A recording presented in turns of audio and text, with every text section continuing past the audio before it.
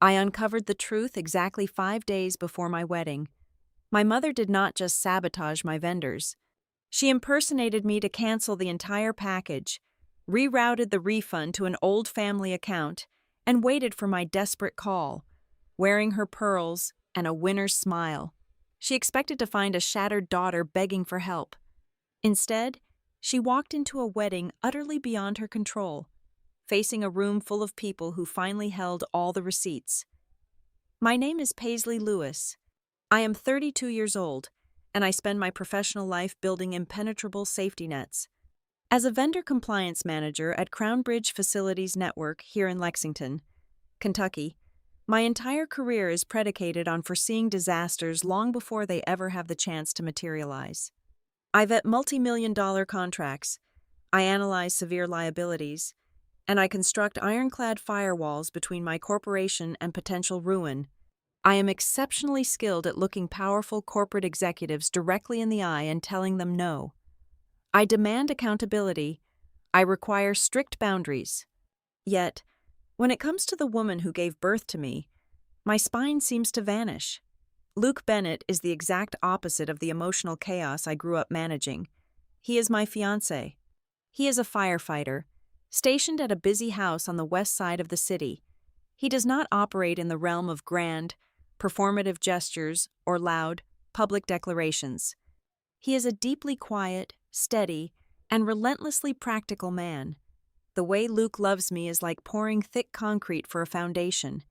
You do not always look at it, but you know with absolute certainty that the house will never collapse no matter how hard the wind blows outside. He proposed to me in the narrow galley kitchen of our rented apartment on a Tuesday morning. He had just come off a grueling 24-hour shift. He still smelled faintly of damp turnout gear, wood smoke, and stale diner coffee. There were no hidden photographers, no elaborate flash mobs, no staged romantic lighting. He simply pulled a small, worn velvet box from the pocket of his heavy uniform trousers while the coffee percolator bubbled aggressively on the stovetop. The ring inside was not a blinding, ostentatious diamond that required a heavy bank loan or a rigid financing plan. It was a modest, brilliantly clear solitary stone. I knew instantly that it was paid for with 3 solid years of grueling overtime shifts, skipped vacations, and meticulous saving. It was the most honest, beautiful thing anyone had ever handed to me in my entire life. I said yes while wearing a faded, oversized college t-shirt, burying my face into his soot-stained shoulder and crying tears of pure relief. For exactly 14 minutes, standing barefoot on the cold linoleum floor, the entire world belonged exclusively to us. Less than 15 minutes after that delicate gold band slid onto my finger, my cell phone lit up on the cool granite counter.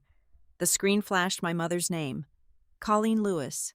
I answered the call, my voice still thick and trembling with overwhelming joy, but Colleen did not pause to ask if I was crying happy tears. She did not ask how he asked the question, or if I was feeling happy. Her very first breath was a rapid fire, tactical interrogation. Have you set a firm date? What is the maximum budget? Have you drafted the preliminary guest list? We must secure the country club before all the good spring dates are booked up by the other girls in town. The soft, golden warmth of our little kitchen seemed to evaporate instantly, replaced by the chilling, sterile efficiency of a hostile corporate takeover. This was our dynamic. It had always been our dynamic, but it calcified into something truly suffocating and unbreakable after my father passed away 7 years ago. When his casket was lowered into the damp, bluegrass earth, my mother gripped my wrist so violently that her manicured nails broke my skin. She leaned in, her black mourning veil brushing my damp cheek, and whispered that it was just the two of us now. She sealed a blood pact that day, one I never once consented to sign. From that solemn afternoon forward, any attempt I made at establishing personal independence was treated as a direct act of treason against a fragile, grieving widow. Moving into my own apartment was framed as aggressively abandoning her. Taking a weekend road trip with Luke was deemed deeply selfish. I had spent my entire adult life navigating the complex emotional landmines she planted everywhere, perpetually terrified of triggering her profound, theatrical displays of victimhood. I had a very specific, deeply personal vision for my wedding day. I wanted genuine intimacy. I craved warmth. I pictured a restored wooden barn or an exposed brick warehouse, featuring long, heavy wooden tables groaning under family-style platters of modern comfort food. I wanted local wildflowers shoved carelessly into mismatched glass jars, and a live acoustic band playing softly under swaying strings of warm bistro lights. I wanted a celebration that felt like a long, collective exhale with our closest friends. When I made the foolish mistake of sharing this vision during a Sunday brunch at her house, Colleen physically recoiled in her velvet dining chair. She set her crystal mimosa glass down with a sharp, echoing clink against the polished mahogany table. She openly called the idea incredibly cheap. She proclaimed it aggressively classless. She looked me dead in the eye, sighed heavily, and told me that a rustic barn wedding was entirely unworthy of the Lewis family name, speaking as if we were deposed European royalty and not just comfortably middle-class residents of a Midwestern city. Luke was sitting right next to me when she delivered that harsh verdict. He did not slam his fist on the table. He did not raise his voice to defend my honor. He just reached under the heavy linen tablecloth and rested his large, calloused hand firmly on my shaking knee, keeping me tethered to the physical world, while my mother systematically sucked all the oxygen out of the dining room. Later that night, as we stood side by side washing the dinner dishes in our apartment, he did not demand that I cut her out of the planning process. He is far too emotionally intelligent for dramatic ultimatums. He simply handed me a dry cotton towel, leaned his hip against the counter, and asked a quiet question that would echo loudly in my brain for months to come. He asked me if I was actively planning my own wedding, or if I was just desperately planning a massive distraction to manage my mother's temper tantrums. My best friend, Tessa Monroe, saw the heavy artillery rolling in long before anyone else did. Tessa is my maid of honor. She is a woman carved entirely from cold ice and sharp edges. She works as a digital risk analyst for a private tech firm, meaning she speaks in remarkably short, deliberate sentences and misses absolutely nothing. We hosted a small, private celebratory dinner at a high-end local steakhouse 2 weeks after the kitchen proposal to officially announce our engagement to our innermost circle. Colleen arrived 25 minutes late, immediately demanded that the waiters completely rearrange our seating arrangement so she could sit at the head of the long table, and spent the entire evening talking loudly over everyone about the prestigious floral vendor she had already contacted on my behalf. I kept smiling until my jaw physically ached, desperately trying to smooth over the palpable awkwardness in the room. I poured more red wine for the guests, laughed a little too loudly at mediocre jokes, and played the required role of the blissful bride. But Tessa just sat back in her deep leather booth, silently sipping her sparkling water, watching my mother with the cold, calculating, unblinking gaze of a military sniper. When I walked Tessa out to her car at the end of the evening, she did not offer the usual sweet, empty bridal platitudes. She simply pulled her wool coat tight against the bitter wind, looked at me squarely in the harsh yellow glow of the street lamp, and delivered her assessment.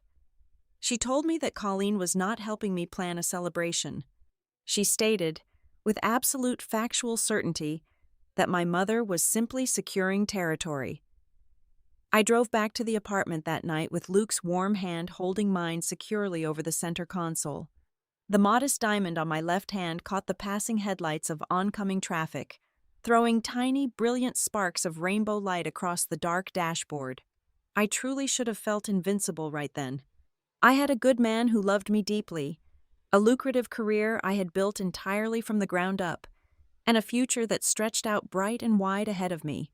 I genuinely thought I had just crossed the threshold into the most beautiful, joyous season of my entire life.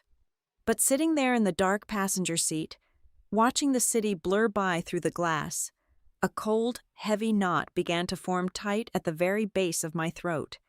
The unsettling, undeniable truth was already weaving itself into the delicate fabric of my engagement. I was preparing my heart for a lifelong marriage. But from the very first second that beautiful ring touched my finger, The woman who raised me had viewed my wedding as nothing more than a battlefield. The hostile takeover of my life did not begin with a loud argument or a slammed door. It began with an offer of assistance, wrapped in the deceptive velvet of maternal care. I was currently drowning under the weight of a massive, multi-state portfolio consolidation at Crownbridge.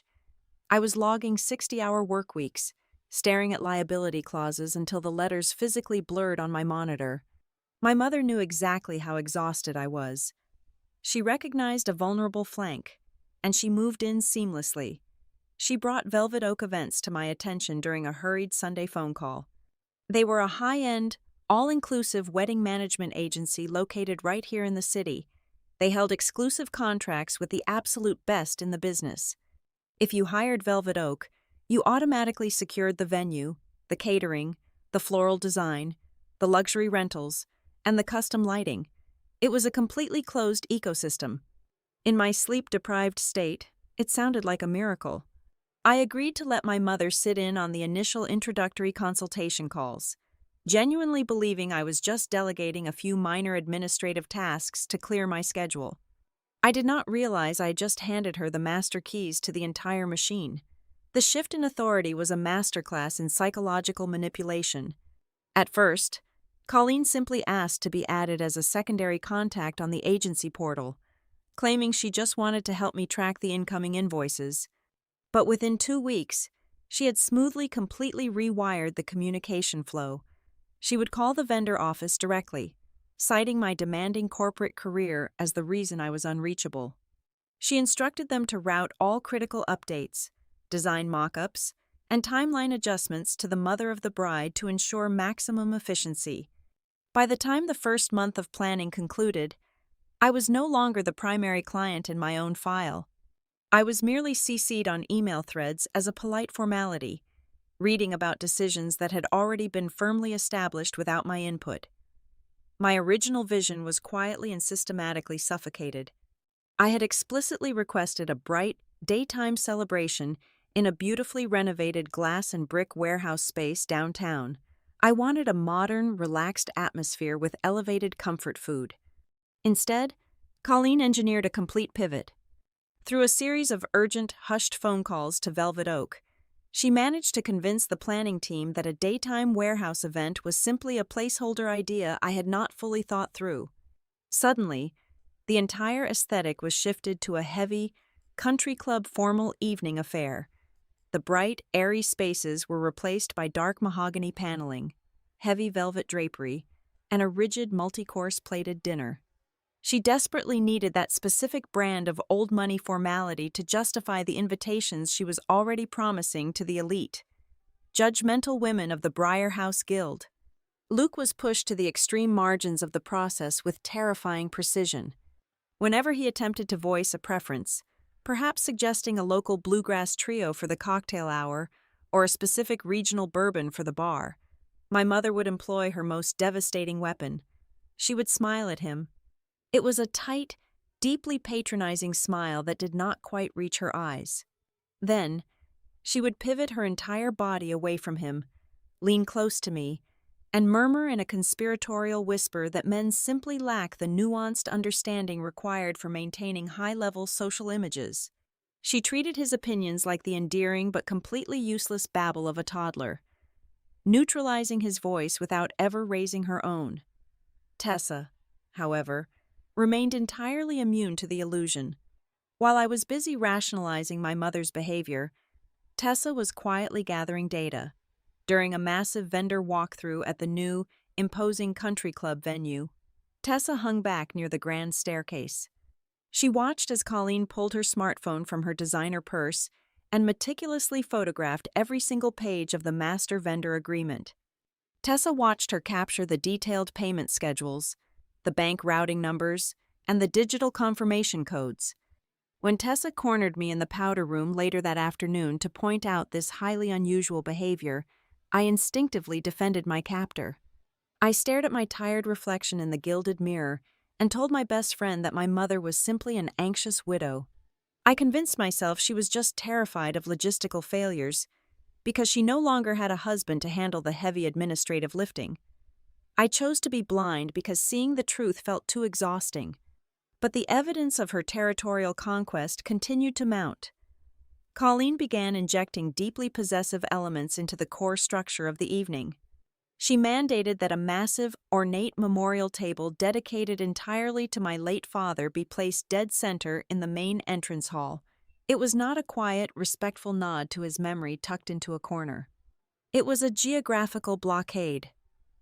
Every single guest would be forced to navigate around her highly publicized grief before they were permitted to access my joy. Furthermore, she altered the reception timeline so that she would deliver the very first welcome speech of the night, positioning herself as the ultimate gatekeeper of the event before the bridal party or even the groom was allowed to speak. When the preliminary guest list was finally printed, I felt the blood completely drain from my face. More than 1/3 of the names on that heavy cardstock were her personal associates, members of her social clubs, and distant acquaintances who would not even recognize me on the street. The absolute breaking point of her psychological campaign occurred inside the sterile, polished tasting room at the Velvet Oak headquarters. We were 2 hours into finalizing the catering selections. I was exhausted, nursing a severe tension headache, quietly trying to weigh the logistical merits of a specific roasted vegetable tart. Colleen reached across the crisp white linen tablecloth and placed her manicured hand heavily over mine.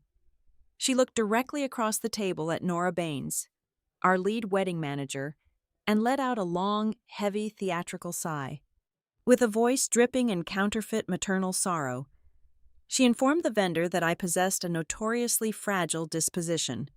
She stated, as if discussing a medical diagnosis, that I become easily overwhelmed by small details and possess a long, documented history of making highly irrational, emotional decisions whenever I'm placed under stress. I sat completely frozen in my chair. I, a woman who professionally dictates compliance terms to massive corporate entities, watched the vendor's eyes physically shift. In a matter of 60 seconds, my mother had expertly planted a deep, toxic root of doubt. She had successfully downgraded me from a competent, decisive client into a volatile, unpredictable liability that required adult supervision. I did not have the energy to fight back that afternoon. I simply paid the valet tip and sank into the passenger seat of Luke's truck in total defeat. But while I was staring blankly out the windshield, Tessa had lingered back on the sidewalk with Luke. I would not learn about the contents of their brief conversation until much later, but it was the exact moment the resistance was quietly born. Tessa buttoned her coat against the sharp afternoon wind, looked my quiet, steady fiancé square in the jaw, and dismantled the entire situation in one breath. She told him that Colleen was not trying to build a beautiful celebration. Tessa warned him that my mother was absolutely terrified of this wedding looking better, or being happier, than the current state of her own life. The entire grand production, the country club, the elite guest list, the constant undermining, it was all designed for one specific purpose. She wanted her only daughter to step over the threshold of marriage feeling small, inadequate, and fundamentally indebted to her for the rest of our lives. The quiet destruction of my autonomy did not happen in the shadows. It was executed in broad daylight, over expensive lunches and polite afternoon teas, disguised entirely as maternal concern. My mother understood that to truly control the narrative, she first had to dismantle my credibility. The campaign began with the man I was going to marry. Colleen invited Luke to a private lunch on a rainy Thursday afternoon. She framed the invitation as a necessary, intimate conversation about family transitions, suggesting they meet at a remarkably quiet, high-end French bistro located on the south side of town. The contrast between them was immediate and stark. Colleen arrived draped in neutral cashmere, practically vibrating with a manufactured, tragic elegance. Luke arrived straight from the firehouse, wearing a simple gray flannel shirt, carrying the quiet, grounded energy of a man who spends his life pulling people out of actual burning buildings. Once the waiter poured the sparkling water, Colleen leaned across the small marble table. She lowered her voice to a soft, conspiratorial whisper, adopting the heavy burden of a woman forced to share a painful family secret. She bypassed any normal conversation about the wedding or our future, choosing instead to surgically dissect the 18 months following my father's sudden heart attack. During that incredibly dark period of my life, I had naturally sought professional grief counseling. It was a standard, healthy psychological response to a profound, life-altering loss. I went to therapy once a week for nearly 2 years to process the trauma and rebuild my emotional foundation. But sitting in that dimly lit bistro, my mother weaponized my healing. She completely twisted the reality of those sessions, painting a horrifying picture of a fundamentally broken woman. She described my grief as a prolonged, dangerous sign of severe mental instability. She looked deeply into Luke's eyes and told him that I was simply very good at pretending to be okay. She warned him, with a perfectly calibrated sigh of sorrow, that marrying me would not be a partnership. She insisted that as my husband, he would inevitably have to bear a lifelong responsibility for my fragile psychological state. She was not trying to share my history. She was trying to infect his future. She wanted to plant a deep, terrifying seed of fear in his chest, hoping it would choke out his love and send him running for the nearest exit. Luke did not slam his fist on the table. He did not raise his voice, and he did not launch into a passionate, defensive argument on my behalf. He sat perfectly still, listening to the entire fabricated monologue with the calm, analytical focus of a first responder assessing a hazardous environment. When she finally finished her tragic performance, he took a slow sip of his black coffee, set the ceramic mug down gently on the saucer, and asked her one incredibly concise question. He looked at her and asked, "Are you trying to protect your daughter, or keep her from belonging to anyone else?" Colleen had no defense against that level of quiet, piercing clarity, but she did not stop her campaign. She simply shifted her target audience. While she was attempting to sabotage my relationship from the inside, she was simultaneously eroding my reputation in the wider social sphere. The Briarhouse Guild is an exclusive, highly influential network of the wealthiest and most aggressively judgmental women in Lexington. It is a society where reputations are built and destroyed entirely through polite whispers over crystal glasses of iced tea. Colleen began moving through these circles with the calculated precision of a seasoned politician. She started dropping heavy, sorrowful hints that I was hemorrhaging thousands of dollars on the wedding preparations. She confided in the guild members that I was demanding exorbitant floral installations and premium catering upgrades that were entirely out of touch with reality. Then, she would expertly weave Luke into the fiction. She would lower her eyes and express deep, maternal worry that a firefighter like my fiancé simply did not possess the financial capacity to keep me stable or support my supposed reckless spending habits. Without ever raising her voice, she painted a vivid portrait for the entire town to see: a frantic, emotionally volatile bride dragging a helpless blue-collar worker into insurmountable financial ruin. But the most devastating and treacherous maneuver happened right under my own roof.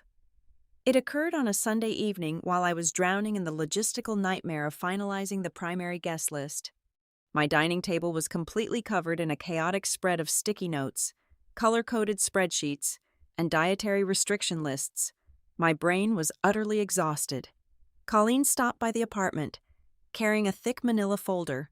She casually mentioned that the bank required a few routine signatures to maintain compliance for my late father's charitable memorial fund. She said the deadline was approaching at the end of the fiscal quarter and brushed it off as a tedious administrative chore. I was tired. I was deeply distracted by the seating arrangements for over 100 guests. I trusted the utterly mundane nature of her request.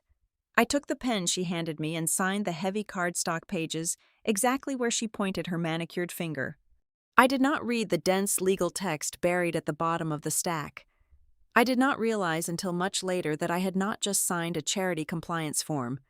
Hidden expertly within that stack of papers was a formal authorization to reactivate the Lewis family legacy account. It was an old, dormant banking relic from my early college days, an account where my mother retained equal, unquestioned legal authority. With 3 quick strokes of my pen, I had handed her shared control over a functional financial avenue, completely unaware that I had just armed the very weapon she would later use against me.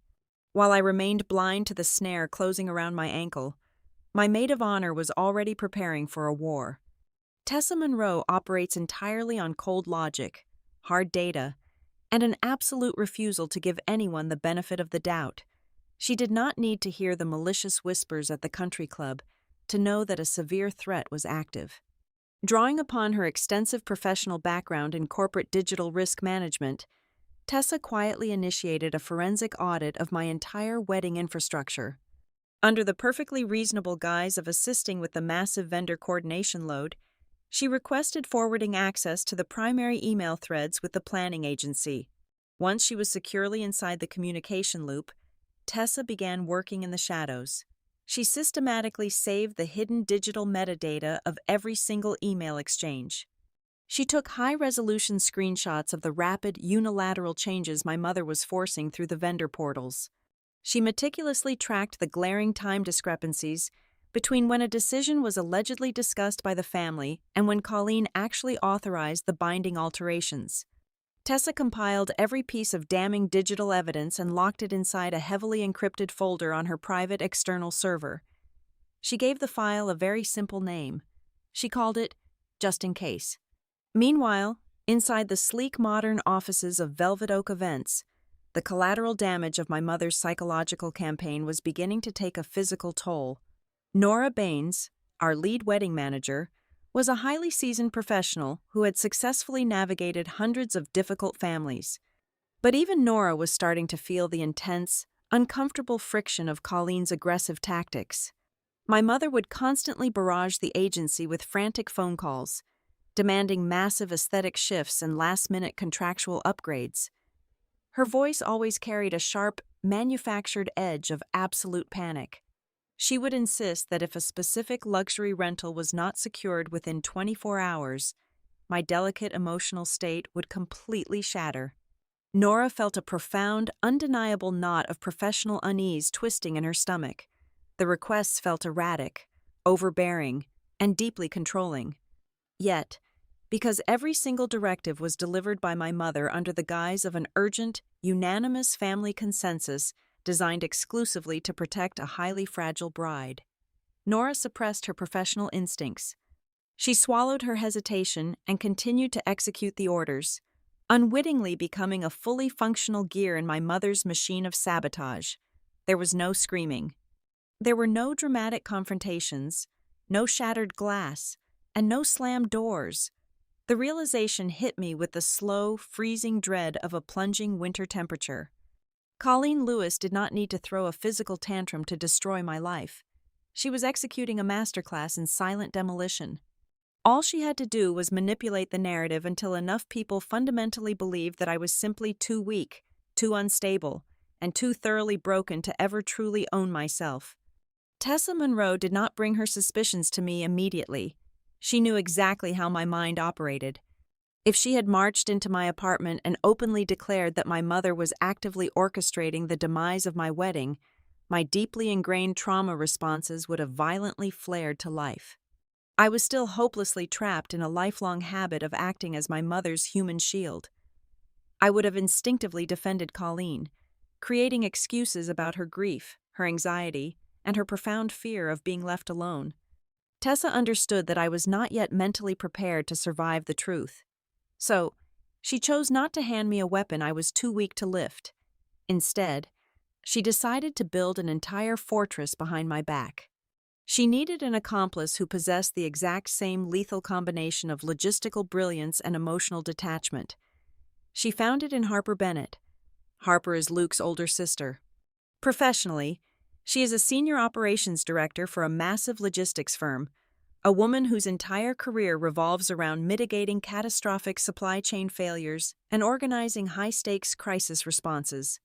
While I was busy crying in the bathroom over seating charts and trying to appease the unappeasable, Tessa and Harper quietly met for black coffee on a Tuesday morning and declared a shadow war.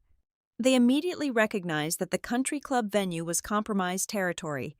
It was Colleen's battleground, entirely controlled by her influence and her social circle. To save the day, They needed a completely secure secondary location, working entirely off the grid. Harper utilized a corporate contact to quietly place a hard hold on a venue called the Lantern Foundry. It was a magnificent, sprawling space located deep inside the industrial warehouse district of Lexington. It was exactly the kind of place I had described in my original, discarded vision. It was an old brick manufacturing plant that had been painstakingly restored. It featured massive floor-to-ceiling glass panels, heavy exposed steel roof trusses, and a stunning open-air rooftop terrace that offered a sweeping, unobstructed view of the downtown city skyline. It was warm, it was authentically raw, and it was bathed in the soft, golden glow of amber industrial lighting. Harper paid the holding deposit using her own private credit card, ensuring there was absolutely no financial paper trail that could ever lead back to me or my mother. With the physical architecture of the rescue plan secured, Tessa turned her attention to the data. A backup venue was utterly useless if they could not successfully reroute the guests in the event of a catastrophic meltdown. Tessa created a heavily encrypted master spreadsheet on her personal laptop.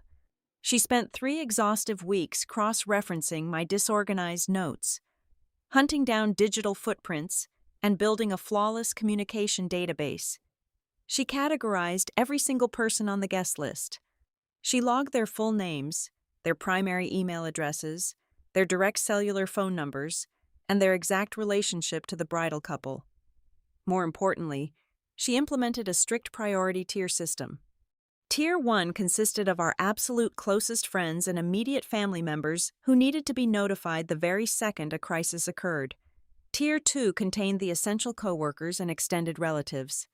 Tier 3 was designated for the wealthy socialites and distant acquaintances my mother had forced onto the roster. If they needed to pull the ripcord and change the entire location with only 24 hours of notice, Tessa had built a digital trigger that would instantly dispatch the new coordinates to the people who actually mattered, completely bypassing the individuals who were only attending to witness a spectacle. While Harper managed the physical infrastructure, Tessa focused on human intelligence. She needed to understand exactly how deeply Velvet Oak Events was embedded in my mother's pocket. Under the highly plausible guise of dropping off some preliminary timeline notes, Tessa began casually stopping by the planning agency's downtown office. She would bring artisan lattes, offer a sympathetic ear, and quietly study Nora Baines. It did not take long for Tessa to realize that the lead wedding manager was not an active, malicious co-conspirator. Nora was simply a profoundly stressed professional who was being entirely bulldozed.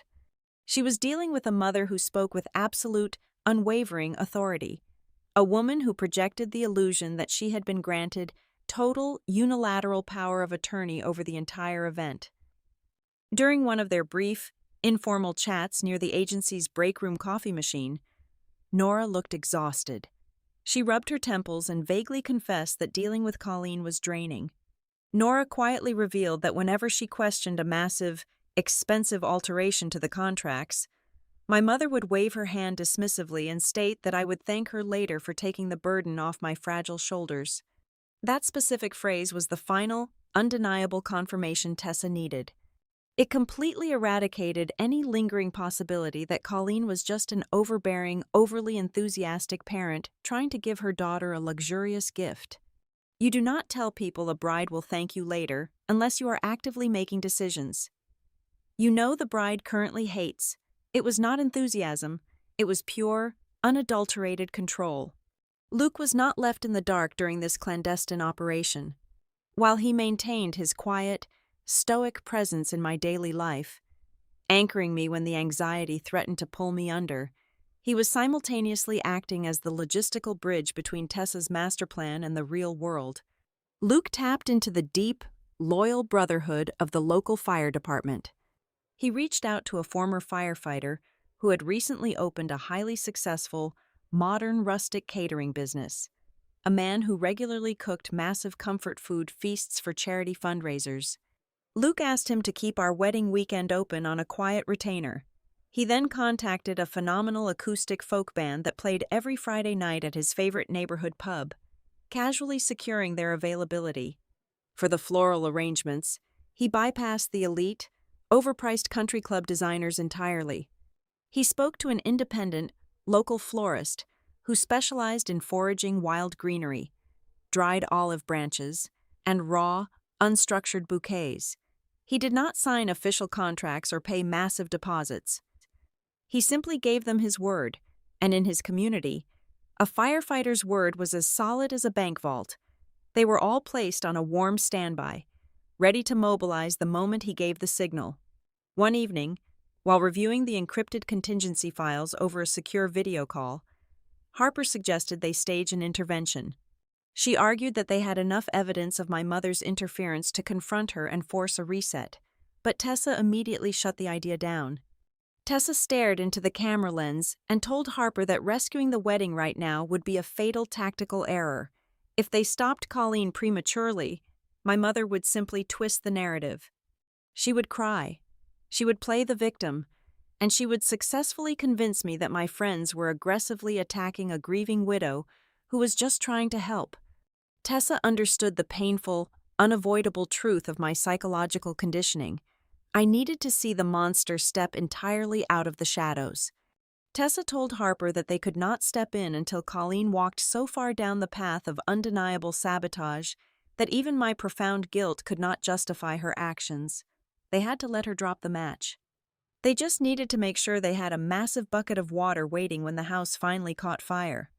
I spent those months crying in the shower, feeling entirely isolated, believing that my dream was being slowly suffocated while my closest friends merely watched from the sidelines with mild concern. I truly thought Tessa was just being slightly paranoid, and I thought Luke was just trying to keep the peace. I was completely blind to the magnificent truth. While I was desperately trying to survive what I thought was an unwinnable war, a massive, unbreakable bridge of rescue had already been constructed right beneath my feet. A full 6 months before the disaster even struck. My survival was completely guaranteed, and I did not know a single thing about it. Exactly 5 days remained until I was scheduled to walk down the aisle.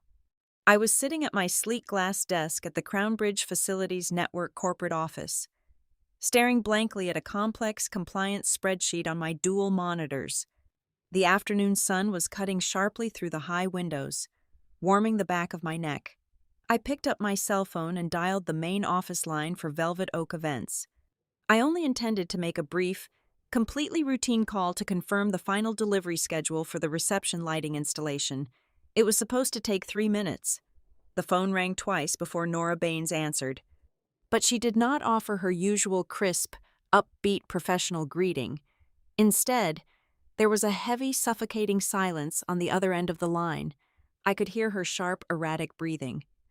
When she finally spoke, her voice was barely more than a hollow, shaking whisper. Nora informed me that the entire wedding package had been formally terminated exactly 48 hours prior. I stopped breathing. The meticulously crafted reality of my future simply dissolved into thin air. Nora quickly detailed the catastrophic cascade of cancellations. The prestigious country club had immediately released our reserved date back to the public market. The executive chef had pulled his entire catering staff off our production roster. The luxury rental company had halted the delivery trucks at the warehouse loading dock, and the premium floral designer had already reassigned our extensive inventory of imported blooms to a corporate gala across town. I was standing at the edge of a massive, terrifying cliff, and the ground had just vanished beneath my feet. My brain struggled to process the sheer magnitude of the destruction. Operating purely on professional instinct, I asked Nora a strictly procedural question about the massive initial deposit and the subsequent penalty fees. I assumed the remaining financial balance would automatically revert to my personal credit card, allowing me to blindly attempt to salvage something. Nora hesitated again, the guilt practically vibrating through the cellular connection. She informed me that the refund had not been routed back to my original payment method. The accounting department had officially transferred the massive sum into the Lewis family legacy account. The air in my office suddenly turned freezing cold. The memory of that exhausted Sunday evening crashed into my mind with violent, sickening force. The thick manila folder, the stack of charity compliance forms, The casual, hurried signature I had provided just to get my mother out of my apartment. The trap had not just closed, it had completely shattered my bones. My mother had not just manipulated a vendor with her overbearing personality, she had committed deliberate, calculated financial impersonation. She used the dormant banking relic she tricked me into reactivating to intercept the returned funds, effectively cutting off my ability to instantly rebook any alternative services. I did not cry. I did not scream. I disconnected the call with Nora and immediately dialed my mother. Colleen answered on the very first ring. The terrifying speed of her response revealed everything. She had been sitting in her immaculate, perfectly decorated living room, staring at her phone, eagerly anticipating the exact moment my entire world would collapse. Her voice was perfectly steady, dripping with a sickeningly sweet layer of synthetic maternal grief. She did not wait for me to demand an explanation. She calmly stated that she had just intervened to prevent an incredibly expensive mistake. She spoke to me as if I were a deeply disturbed child standing on a window ledge. She told me I was clearly unraveling under the immense pressure of the event. She insisted that my emotional instability was becoming a public embarrassment. Then, she offered her poisoned olive branch. If I agreed to officially postpone the ceremony for exactly 1 year and committed to returning to a serious, intensive psychiatric therapy program, she would generously leverage her social influence to repair my severely damaged reputation within the Briarhouse Guild. She expected me to beg. She expected the deeply traumatized, guilt-ridden daughter to fall to her knees, admit absolute defeat, and surrender the rest of my life to her control. But the woman holding the phone was no longer that frightened. Subservient girl, I am a vendor compliance manager. My entire professional existence is built on identifying fraudulent activity, analyzing breached contracts, and mitigating severe corporate risk. As I listened to her breathe evenly on the other end of the line, the heavy emotional fog that had clouded my judgment for over 30 years completely evaporated. A sharp, absolute clarity took its place. I did not see a grieving mother making a misguided attempt to protect her only child. I saw a hostile, malicious entity executing a systematic, highly illegal fraud scheme. I hung up the phone without saying a single word. By 8 o'clock that evening, my small apartment kitchen had been completely transformed. It was no longer a cozy domestic space. It was a hardened, highly focused strategic command center. There were no tissues placed on the table. There was no weeping, no mourning, and no panicked pacing. Luke stood quietly by the granite counter, brewing a massive pot of dark roast coffee. His jaw was set in a rigid, unforgiving line, his eyes burning with a quiet, protective fury. Tessa sat squarely at the head of the dining table, her laptop open, her fingers flying across the illuminated keyboard with lethal precision. Harper Bennett was right beside her, organizing a thick stack of color-coded legal pads and drafting rapid-fire logistical flowcharts. Sitting quietly in the corner near the window was my Uncle Reed Callahan. He is my late father's younger brother, a retired state trooper with a deeply calming presence and a profound, lifelong intolerance for manipulation. He had driven over 2 hours the exact moment Luke called him, bringing an unspoken, impenetrable wall of absolute protection into the room. We placed Nora Baines on speakerphone. She was no longer speaking like a cornered vendor trying to appease a wealthy, difficult family. The threat of severe legal action and corporate scandal had entirely shifted her loyalty.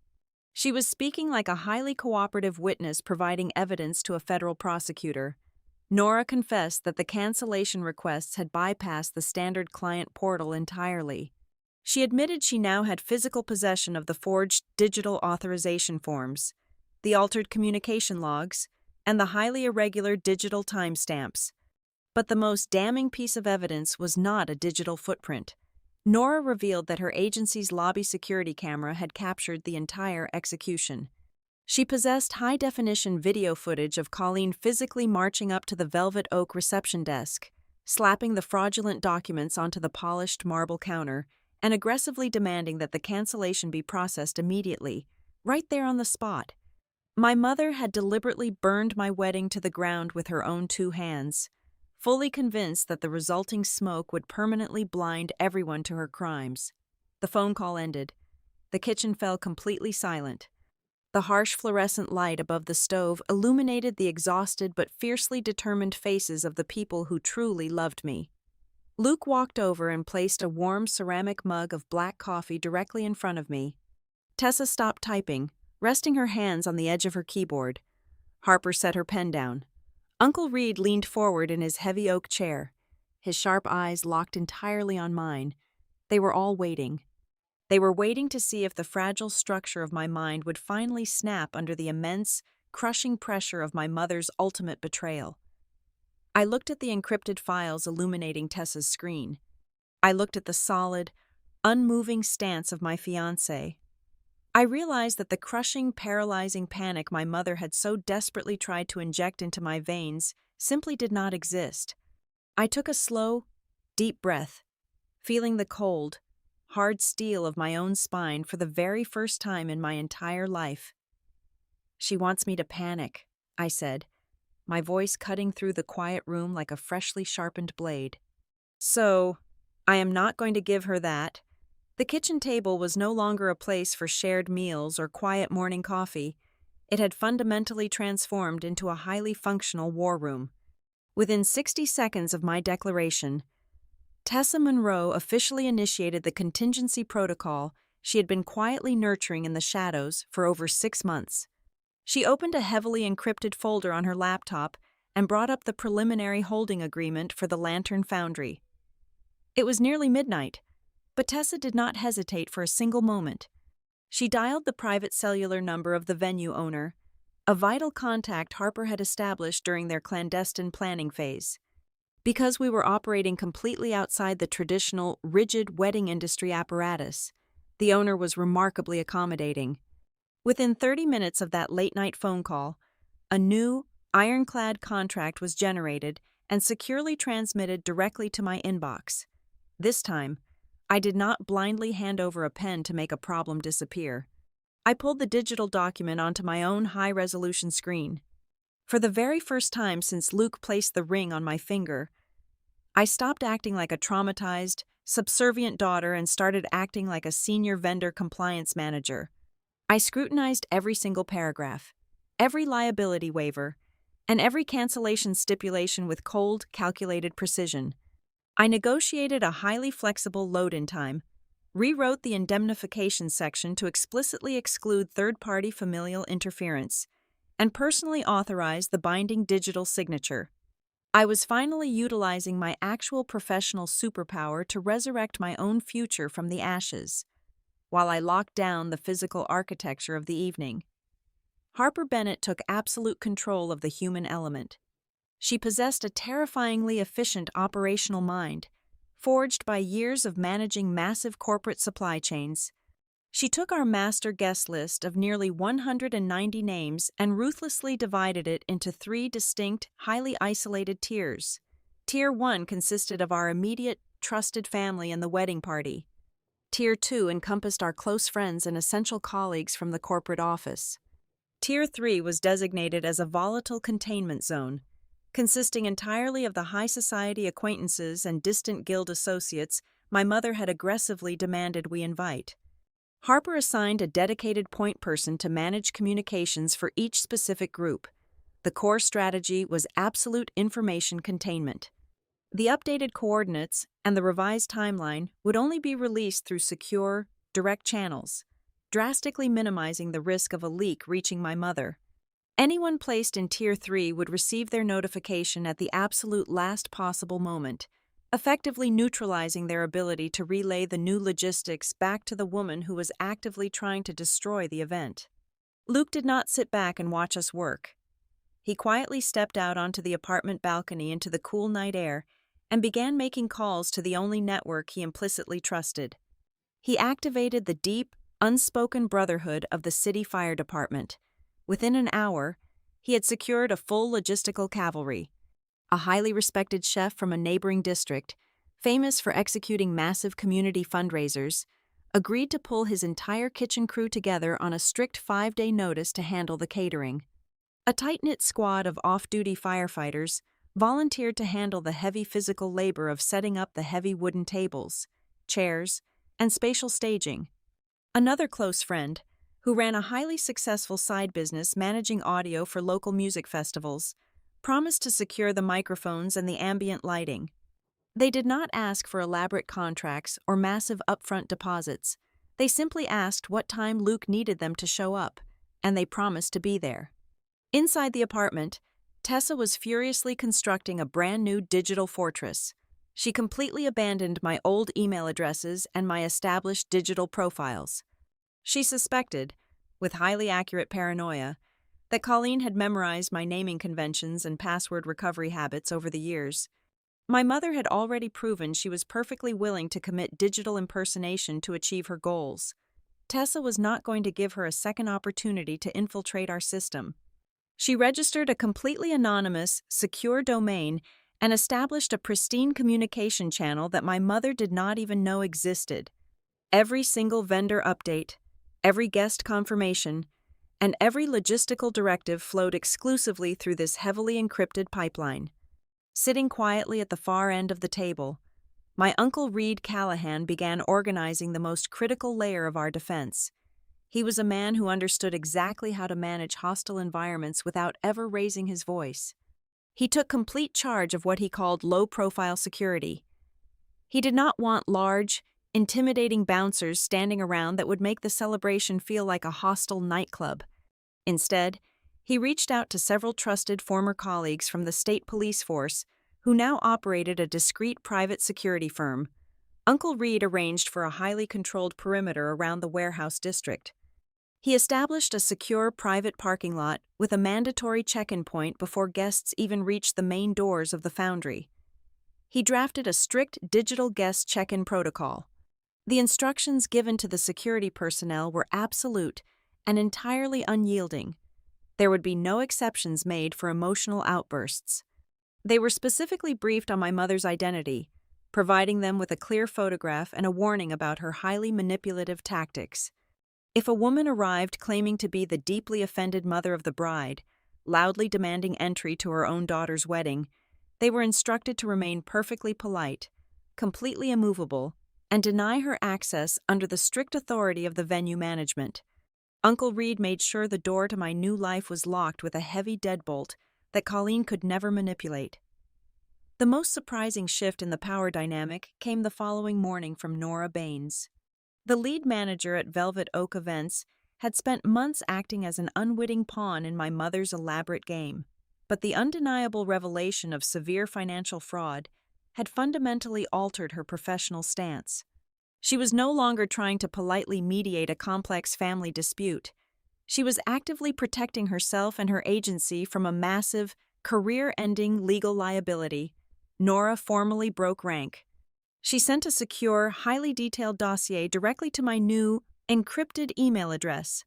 It contained every single piece of correspondence my mother had initiated: the forged cancellation requests, the altered digital timestamps, and a formal, legally binding affidavit stating that Velvet Oak Events completely disavowed any ongoing relationship with Colleen Lewis. Nora explicitly refused to allow her agency's prestigious name to be used as a shield for my mother's destructive campaign any longer. She provided the definitive paper trail we needed to prove, beyond any shadow of a doubt, that the sabotage was deliberate, calculated, and entirely unilateral. It was a sharp, unexpected pivot, but completely logical for a smart professional who suddenly realized she was standing far too close to a blazing fire.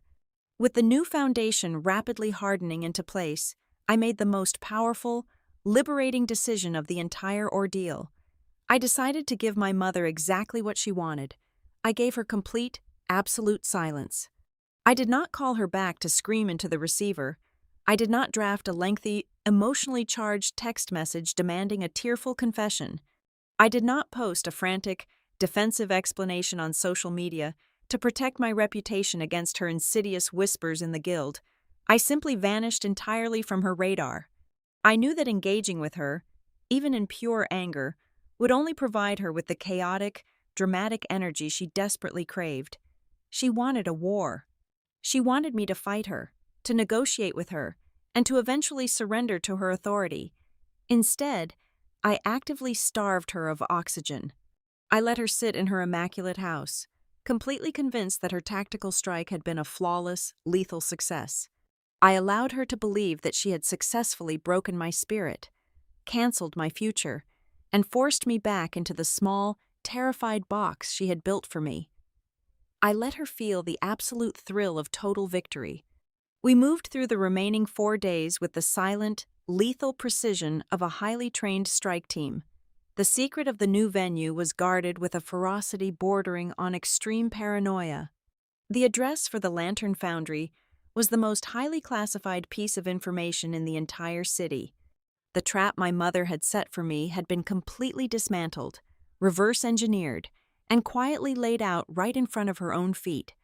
When Saturday evening finally arrived, there would be a beautifully orchestrated, incredibly warm celebration happening under the amber lights of a restored industrial warehouse.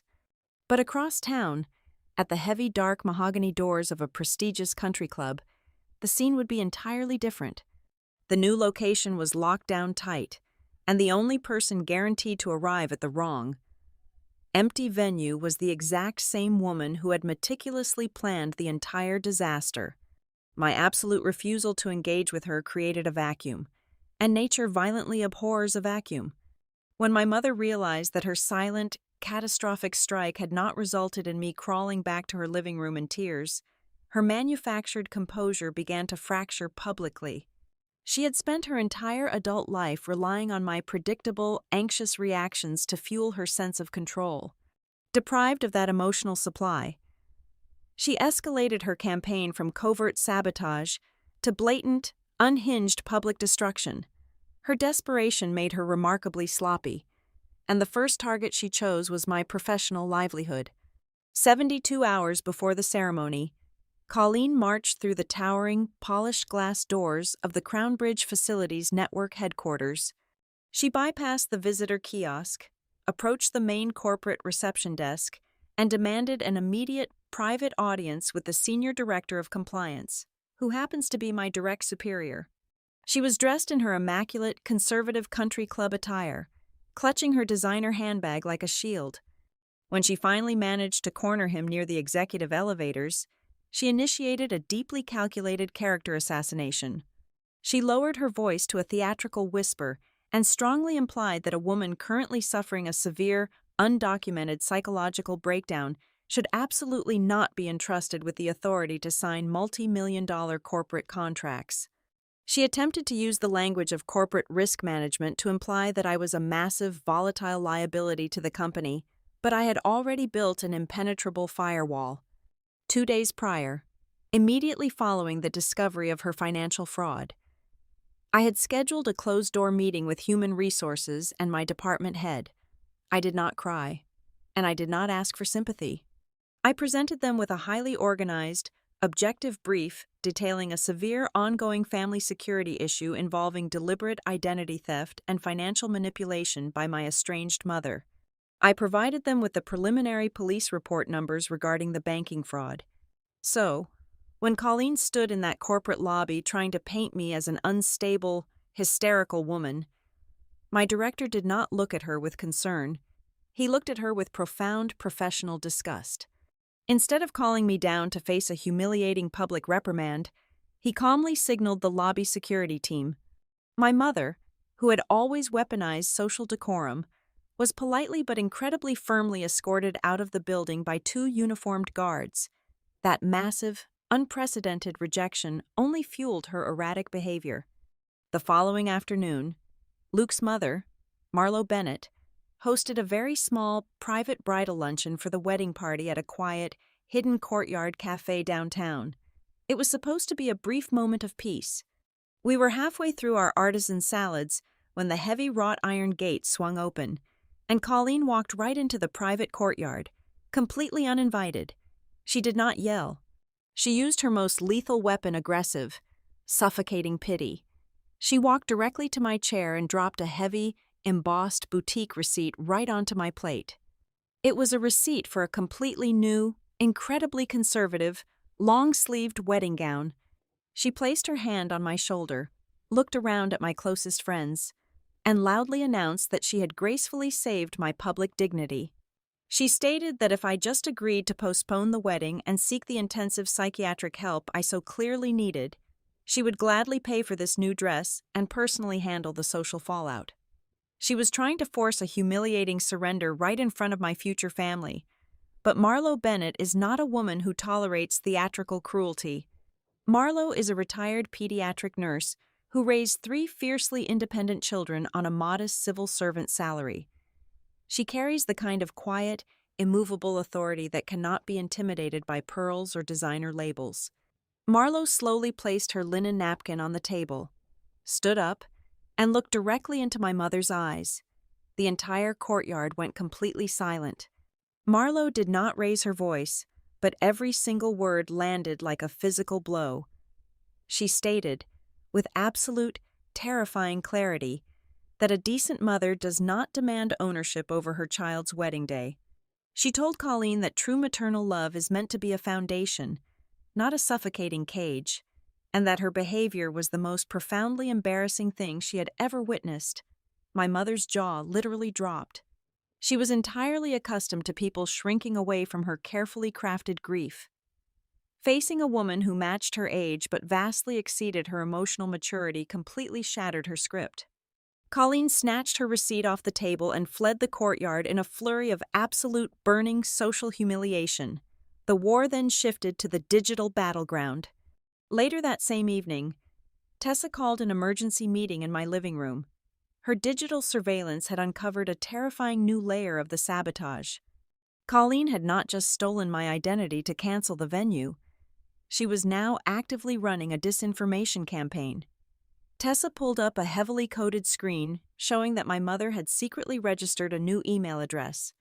It was almost perfectly identical to my primary personal address, off by only one single, easily overlooked letter.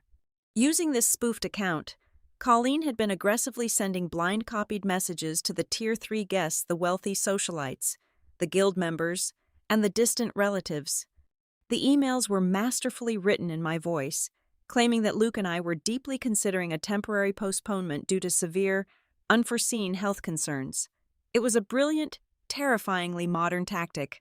She was trying to create enough artificial confusion and social panic that the wedding would naturally collapse under the weight of its own rumors. But her ultimate, most twisted strategy was revealed the following morning. My phone rang just after sunrise. It was a private number. The caller was an older, highly respected woman who served on the executive board of the Briar House Guild. For over a decade, this woman had silently despised my mother's tyrannical, manipulative reign over the local charity committees. She had recognized the spoofed emails for the fraudulent garbage they were, and she decided to break the unspoken code of high society silence to warn me. She revealed that my mother had no intention of staying home on my wedding day. Colleen had secretly arranged for a highly conservative, incredibly theatrical local pastor to meet her at the locked doors of the original country club venue on Saturday afternoon. She was planning to gather the confused, misdirected Tier 3 guests in the empty parking lot and turn the canceled wedding into a massive, highly publicized prayer circle. She wanted to stand before her peers, weeping gracefully, asking them to pray for her lost, unstable daughter. She was literally constructing a physical stage to canonize her own martyrdom. The sheer cruelty of it took my breath away, but the final, devastating piece of the puzzle came from Luke. Late that Friday night, while we were finalizing the security protocols for the warehouse, Luke quietly set his phone on the kitchen counter and pressed play on an audio file. My mother had called him at 2 o'clock in the morning the night before, launching a final, desperate psychological attack to break our relationship. Her voice echoed through our quiet apartment, stripped of all its polite, societal warmth. It was pure, distilled venom. She told Luke that he was a fool for staying. She explicitly stated that I was only strong when no one had abandoned me yet. She urged him to walk away from the altar, promising him that the moment he broke my heart, I would finally realize I could not survive in this world without her absolute guidance. It was the most deeply cruel, unforgiving sentence I had ever heard. It proved, beyond any lingering shadow of a doubt, that her ultimate goal was never to protect me. Her goal was to completely break my spirit so she could comfortably rule over the shattered pieces. I realized then that this conflict had entirely transcended the logistics of caterers, floral arrangements, and event spaces. This was the final, defining battle for my own autonomy. It was the very last time she would ever attempt to write my biography, dictate my weaknesses, or author my identity in front of the world. The absolute confirmation of this new reality arrived just before midnight. Tessa sent me a screenshot from my mother's public social media page. It was a vague, brilliantly manipulative text post, set against a dark, mournful background. It read that there is no deeper agony for a heartbroken mother than watching her daughter blindly walk into a fundamentally unhealthy marriage while suffering in total silence. She was planting the final flag of her false narrative for the entire city to see. Staring at that glowing screen, a profound, icy calm finally washed over me. I understood exactly what had to be done. If I wanted to truly own my life, my marriage, and my future, I had to permanently end her ability to tell my story. The morning of my wedding began with a profound, startling silence. I woke up at 6 o'clock in the morning, lying in my own bed, listening to the soft rhythm of city traffic outside the window. There were no frantic, demanding phone calls from aggressive vendors. There were no hysterical voicemails about seating chart disasters. There was only the quiet, steady breathing of the world moving forward. By the time I arrived at the Lantern Foundry at 2 o'clock in the afternoon, the space had been completely transformed into a physical manifestation of my own heart. It looked like a dream entirely separate from the suffocating nightmare Colleen had attempted to construct. The foundry was a masterclass in urban warmth. The towering, weathered brick walls held a century of history, absorbing the golden afternoon sunlight that poured through the massive, industrial glass panes. We completely bypassed the sterile, white-glove aesthetic of a traditional country club. Instead, heavy, dark wooden tables stretched endlessly across the polished concrete floors, arranged in long, inclusive, communal rows. Looking up, the exposed steel roof trusses were wrapped in thousands of tiny amber string lights, creating a canopy that felt like a permanent, glowing twilight. Thick, wild, asymmetrical garlands of fresh silver-green olive branches hung suspended in the open air, bringing an untamed, vibrant life into the raw industrial space. It was not a venue designed to impress wealthy strangers. It was a home built to celebrate survival. The sheer, undeniable logistical triumph of our contingency plan became vividly clear the moment the front doors officially opened to the guests. Harper's ruthless, highly classified communication strategy had operated with absolute, flawless precision. Out of the 189 guests who had formally confirmed their attendance on the master list, exactly 186 people successfully navigated the sudden location change and walked through the secure entry point. The remaining 3 individuals were absent due to entirely normal, personal reasons like sudden winter colds or unavoidable travel delays, not because they were victims of a malicious disinformation campaign. Looking out over the gathering crowd, seeing the genuine, smiling faces of the people who actually mattered to our daily lives, the phantom weight of my mother's intended public humiliation completely evaporated into the rafters. My reflection in the makeshift bridal suite mirror finally belonged exclusively to me. I was not wrapped in heavy, suffocating layers of stiff tulle, and I was not wearing an excessively conservative, high-collared gown chosen to appease a rigid high society dress code.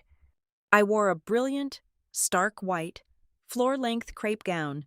It was a masterpiece of striking minimalism, featuring clean, sharp architectural lines, a simple, elegant silhouette, and absolutely no distracting embellishments. Many months ago, upon seeing a preliminary photograph of a similar style, my mother had sneered in disgust and dismissed it as a cheap city hall dress.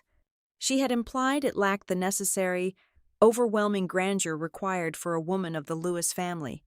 Standing there, smoothing the perfectly tailored fabric over my hips, that past insult transformed into a profound badge of honor. The dress was no longer just a piece of clothing. It was a physical declaration that I no longer needed to dress myself in heavy armor to beg for her approval. When the acoustic folk band began playing a slow, raw, incredibly beautiful rendition of an old bluegrass ballad, the heavy wooden doors at the back of the room swung open. I did not walk down the aisle alone, but I also did not walk it as a fragile, broken woman being handed over to a new owner. My Uncle Reed Callahan stood firmly beside me. He offered his solid, reassuring arm, anchoring me to a sense of genuine, protective familial strength that did not demand my total submission in exchange for its presence. As we walked down the central aisle at a steady, deliberate pace, I looked at the end of the runner. Luke stood there, tall and grounded in a sharp, tailored dark suit. He did not look at me with the pitying, heroic eyes of a savior who had just rescued a desperate, helpless victim from a burning building.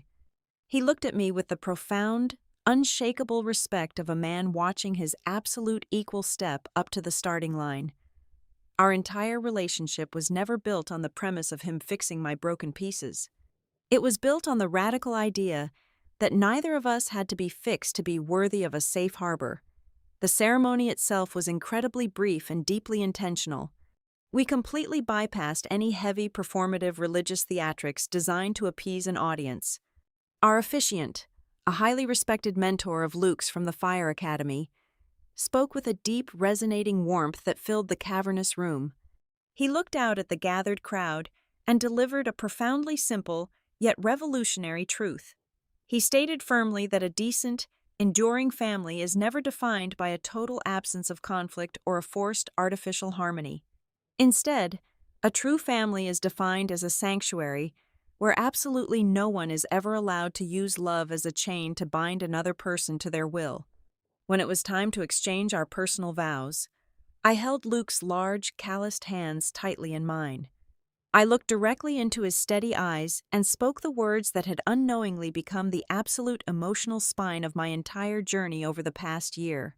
I told him that for my entire life, I had been conditioned to believe that love required endless sacrifice and constant, exhausting permission, but standing with him, I had finally learned how to breathe.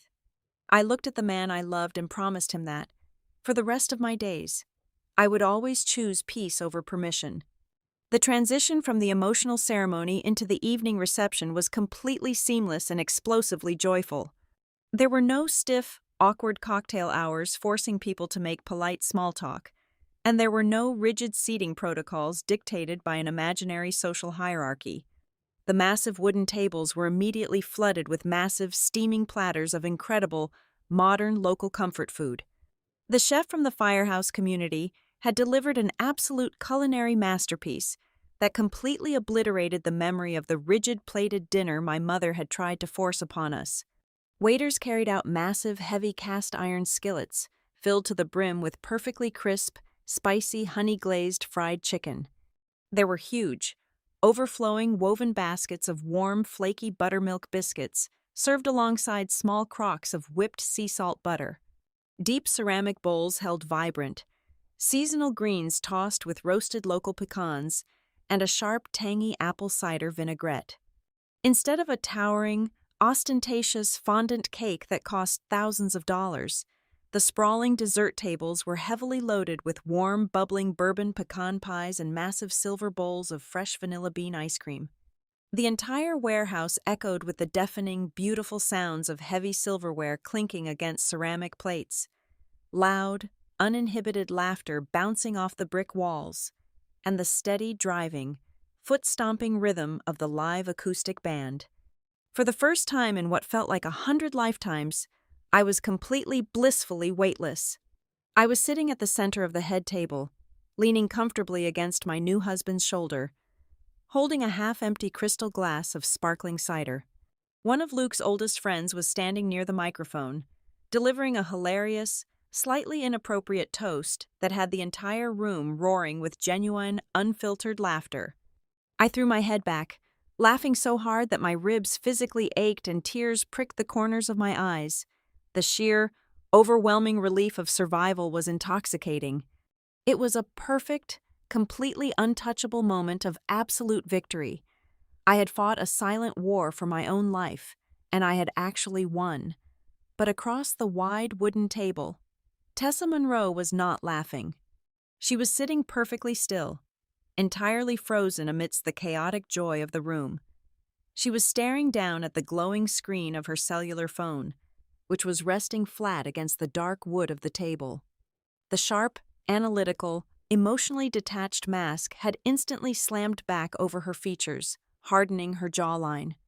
She slowly lifted her eyes from the illuminated screen, meeting my gaze directly through the flickering, golden light of the table candles.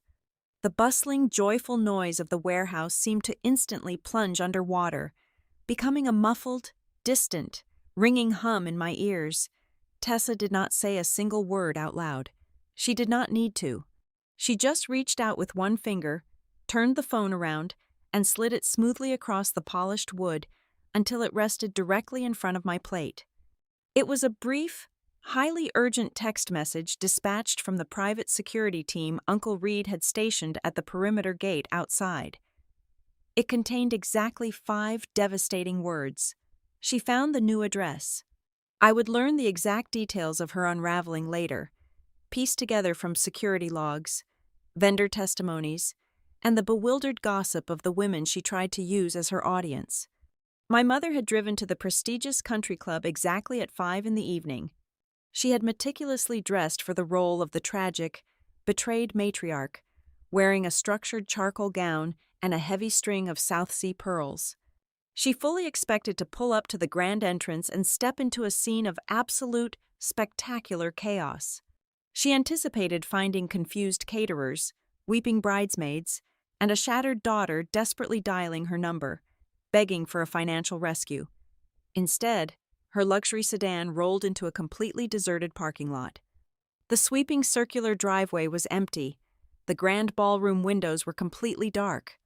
The only people present were 2 teenage maintenance workers lazily tossing black garbage bags into a rusted metal dumpster near the service entrance. The silence of that empty venue was the very first heavy blow to her constructed reality. She had built a massive stage for her own martyrdom, and absolutely no one had shown up to watch the play. Standing alone on the cold asphalt, she pulled out her phone and began dialing frantically. She called my number, she called Luke, she called Tessa. Every single call went directly to an automated voicemail. In a moment of rising panic, she scrolled through her contacts and dialed a distant acquaintance from the Briarhouse Guild, a woman she had personally invited specifically to witness my supposed downfall. When the woman answered, there was loud, joyful music playing in the background. My mother demanded to know what was happening. The woman, entirely unaware of the malicious crossfire, cheerfully replied over the noise that everyone was having a wonderful time at the new location down in the warehouse district. The drive from the manicured suburbs to the gritty, authentic heart of the downtown industrial sector took her exactly 20 minutes. With every passing mile, the pristine illusion of her absolute control deteriorated. When she finally pulled her vehicle up to the curb outside the Lantern Foundry, she adjusted her pearls, pasted on her most commanding, sympathetic smile, and marched toward the entrance.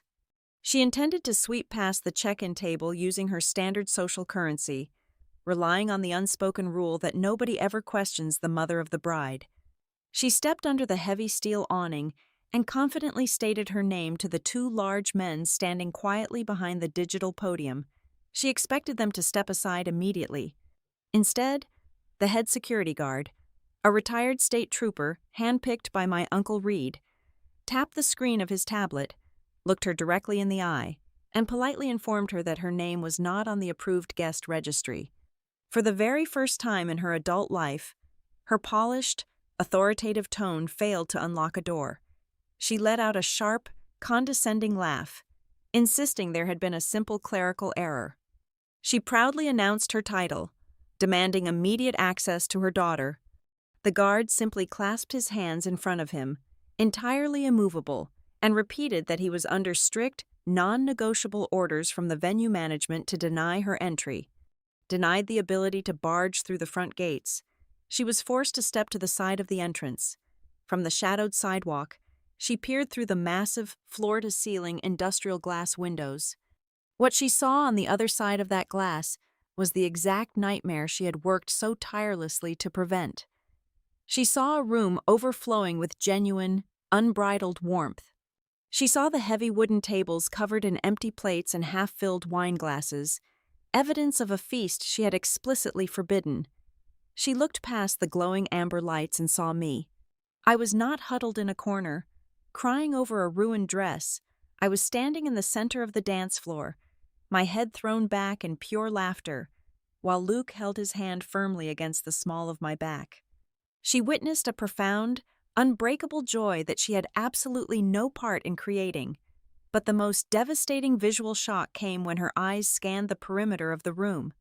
Standing near the exposed brick wall, holding a crystal glass of sparkling water, was Nora Baines.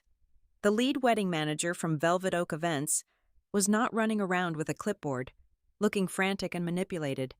She was wearing a lovely evening dress, chatting happily with Harper Bennett. Nora was attending my wedding not as a vendor she could bully, but as an honored guest and a willing witness to the truth. Nora happened to glance toward the front windows, caught sight of my mother's horrified face pressed near the glass, and simply raised her water glass in a tiny, silent salute. It was the ultimate, undeniable confirmation that my mother's web of lies had been entirely dismantled. Realizing that authority and intimidation were useless, Colleen immediately pivoted to her oldest, most reliable strategy. She turned back to the security guards, and within seconds, her eyes filled with bright, trembling tears, her voice cracked flawlessly. She placed a shaking hand over her heart and spun a desperate, tragic narrative. She told the guards that I was deeply unwell. She whispered that Luke and his friends had isolated me, that I was being held hostage in an emotionally abusive situation, and that she was merely a terrified mother trying to save her little girl from a terrible mistake. She hoped to activate their human sympathy, praying that a burly security guard would break protocol for a crying widow. Before the guard could even open his mouth to reply, the heavy exterior door swung open. Tessa Monroe stepped out into the cool night air. Tessa did not look angry. She looked completely, terrifyingly bored. She stood on the concrete step, looking down at the woman who had tormented me for decades, and delivered a verbal execution with absolute zero emotion. Tessa told my mother to drop the act. She spoke in a calm, flat cadence that sliced right through the manufactured tears. She informed Colleen that we already possessed the time-stamped email headers from her fake account. She stated that we had the fraudulent authorization documents she had secretly pushed across my kitchen table.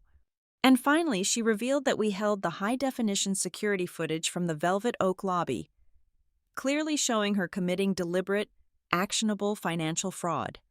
Tessa looked at her and stated that every single person inside that glowing building was completely exhausted by her fictional tragedies. Any rational person faced with that insurmountable mountain of hard, undeniable evidence would have turned around, walked back to their car, and disappeared into the night. But my mother was not operating on logic. She was operating on a lifetime of unchallenged psychological dominance. She looked past Tessa's sharp glare. She looked through the thick glass panels, fixing her eyes squarely on my white dress in the distance. She genuinely believed that digital evidence, security guards, and angry best friends were utterly irrelevant. She believed, with every fiber of her being, that the old programming was still deeply embedded in my brain. She was entirely convinced that if she could just force her way into my line of sight, if I just saw her standing there in her pearls with a look of severe disappointment, the independent woman I had become would instantly vanish. She believed I would revert to the terrified, shaking girl who always apologized for existing. Refusing to accept defeat, Colleen wiped the fake tears from her cheeks, squared her shoulders, and pushed her weight aggressively past the startled security guard, driving her hand against the heavy brass handle of the inner reception doors.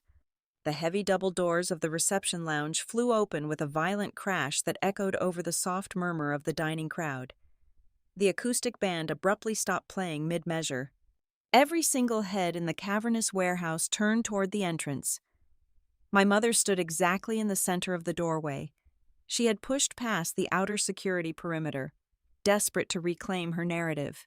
She immediately launched into her final, desperate performance.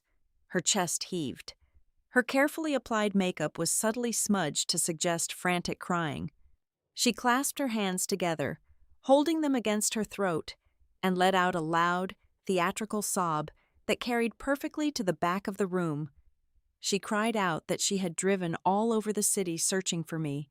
She wailed that she was terrified for her daughter, claiming I had been hidden away and isolated by people who did not truly understand my fragile mental state. She looked around the room with wide, panicked eyes, expecting the guests to gasp in sympathy, hoping they would view her as a heroic, heartbroken mother desperately trying to rescue her completely unhinged child. Uncle Reed instantly signaled his security team. 2 large men in dark suits stepped out from the shadows, reaching for her arms to physically remove her from the premises. For 32 years, my instinct in these moments had always been to shrink. I would normally hide behind apologies, desperately trying to quiet her down, willing to sacrifice my own dignity just to stop the public embarrassment. But that terrified girl no longer existed. I raised my right hand, palm facing outward. The security guards immediately stopped. I turned to the best man, who was standing near the head table, and calmly asked him to hand me the microphone. I did not hike up my skirt to run away. I walked slowly and deliberately to the absolute center of the polished wooden dance floor. I looked directly at the woman who had spent my entire life trying to convince me that I was weak. I did not yell. I did not cry. I did not hurl insults or lose my composure. My voice resonated through the speakers with a steady, unbreakable calm. I told her that since she had gone through so much trouble to find this venue, and since she was clearly acting out of profound, selfless maternal love, she certainly would not mind taking exactly 3 minutes to let everyone in the room understand the complete truth. I turned my head and nodded to Tessa. Tessa did not hesitate. She walked over to the media console and plugged her laptop directly into the main projection system we had used for a brief photo montage earlier in the evening. The massive exposed brick wall behind the head table suddenly illuminated with high-definition clarity. Tessa did not offer a dramatic speech. She simply let the evidence speak for itself. She projected a highly organized, chronological timeline. First, the room saw the creation of the fake email address, almost identical to my own. Then, the massive screen displayed the forged cancellation requests sent to the original vendors. Next came the scanned copy of the charity compliance document, clearly showing the buried clause designed to reactivate the dormant Lewis family legacy account. The final document was the banking wire transfer log, definitively proving that my mother had intentionally rerouted my massive wedding refund into an account she legally controlled. The collective gasp from the 180 guests was audible, but I was not finished. Luke stepped away from the head table and walked to my side. He did not look angry. He looked entirely resolved. He pulled his cellular phone from his suit pocket, held the speaker directly against the microphone in my hand, and pressed play on the audio file he had recorded late the previous night. My mother's voice instantly filled the silent warehouse. It was not the weeping, sympathetic tone she had used just moments ago at the door. It was cold, calculated, and deeply venomous. The entire wedding party listened in absolute horror as the recording played. They heard her explicitly advise my fiancé to abandon me at the altar. They heard her state, with chilling certainty, that I was only strong when no one had abandoned me yet, and that breaking my heart was the only way to force me back under her absolute control. The silence that followed the end of that recording was heavier and more painful than any screaming match could ever be. My mother stood frozen near the entryway. Her mouth opened and closed, but absolutely no sound came out. Her manufactured tears had completely dried up. Before she could attempt to formulate a defense, Nora Baines stood up from her table near the center of the room. Nora smoothed her elegant evening dress, looked at my mother, and spoke with piercing professional clarity. She loudly confirmed to everyone listening that Colleen had repeatedly claimed full, legally binding authority over the event. Nora stated that she had been aggressively pressured, manipulated, and coerced into processing the emergency cancellations under the false pretense of a severe psychiatric family crisis. With that testimony, the very last shadow of plausible deniability was entirely eradicated. I looked at my mother, feeling a profound, unexpected wave of absolute indifference. I delivered the final, devastating blow. I informed her that at exactly 2 o'clock this afternoon, right before I put on my wedding dress, I had filed a comprehensive fraud and identity theft claim with the Regional Banking Authority. I told her that the Lewis family legacy account was currently under a complete, mandatory freeze pending a federal investigation.